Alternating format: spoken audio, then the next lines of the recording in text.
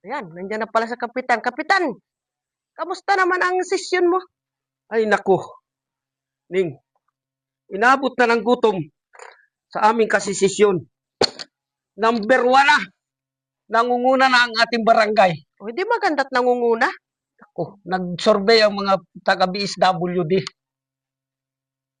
Lampas sa kalahati ng populasyon natin ang mga supot.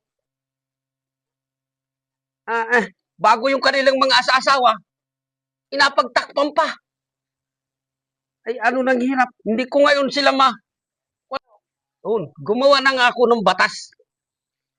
No? Sa mga taga-sinter na. Mag-house to house na. Busisiin na ang dapat busisiin. Ay ako nga pala samahan mo bukas sa sinter at baka ako'y mahagip din. Bakit naman? Ako'y asama mo pa. Ay kung ako'y mawala ng